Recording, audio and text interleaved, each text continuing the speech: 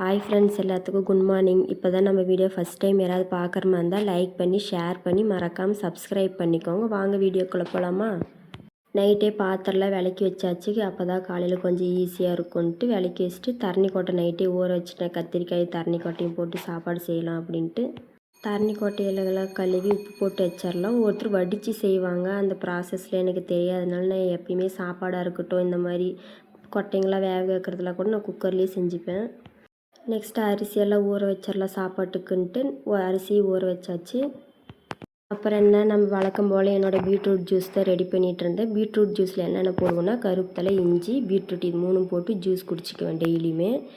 நெல்லிக்காய் ஜூஸ் குடிக்குவேன். நெல்லிக்காய் இல்லாதனால இப்போ பீட்ரூட் ஜூஸ் குடிக்கிறேன். எதனால் இப்போ அழுறேன்னா அந்த அழுறத விஷயம் உங்கள்கிட்டயே காட்டுறவாங்க. இதனால தாங்க அழுறேன். ரொம்ப கஷ்டப்பட்டேன். எனக்கு நார்மலாக அழுந்தால் கூட எனக்கு இவ்வளோ கண்ணு தண்ணி வருமானு தெரில. இந்த வெங்காயத்தை ஒழிச்சனால எனக்கு இவ்வளோ அழ வச்சிருச்சு. அப்படி என்னத்தான் இருக்குதோ தெரில, இந்த வெங்காயத்தில் எல்லாத்தையும் இப்படியெல்லாம் அழ வைக்குது சாமி. நீங்களும் இந்த வெங்காயம்லாம் ஒழிச்சா இப்படி தான் அழுவீங்களான்னு சொல்லுங்கள். நெக்ஸ்ட்டு மசாலா ஆட்டுறதுக்கு வெங்காயம், பூண்டு, தக்காளியெல்லாம் வதக்கி வச்சுருந்தேன். அதெல்லாம் அரைச்சிடலான்ட்டு போய் ஃபேன் காற்றுல வச்சுட்டு வந்துட்டேன்.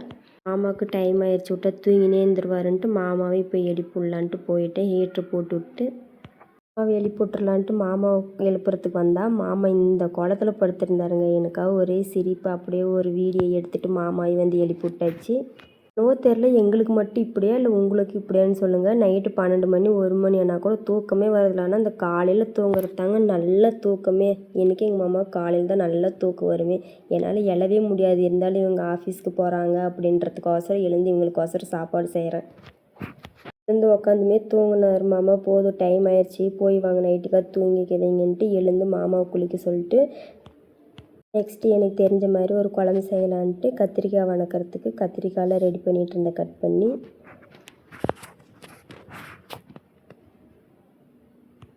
எண்ணெய் ஊற்றிக்கலாம். எண்ணெய் நல்லா காஞ்சதும் கடுகு போட்டு, கடுகு நல்லா பொரிஞ்சதும் கட் பண்ணி வச்சுருந்த கத்திரிக்காய் போட்டுக்கலாம். நீங்கள் இந்த மசாலா டீ செய்கிற குழம்பு நான் செய்கிற மாதிரி செய்வீங்களா, இல்லை நீங்கள் எப்படி செய்வீங்கன்னு சொல்லுங்கள். நீங்களும் என்ன மாதிரி தான் இந்த மாதிரி கடுகு, கருவேப்பிலையெல்லாம் தூக்கி போடுவீங்களான்னு சொல்லுங்கள். டெய்லியும் என் கையில் பட்டுரும். ஒரு நாள் கூட என் கையில் படாது. நான் சாப்பாடே செஞ்சதில்லை. அதுக்கே எனக்கு பயம்.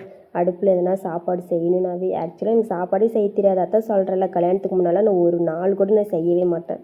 கல்யாணம் ஆனதுக்கு அப்புறம் தான் கொஞ்சம் கொஞ்சமாக நானே எங்கள் அம்மாக்கிட்ட கேட்டு எங்கள் அம்மாவோட ஸ்டைல்லே நான் செய்ய கற்றுக்கிட்டேன்.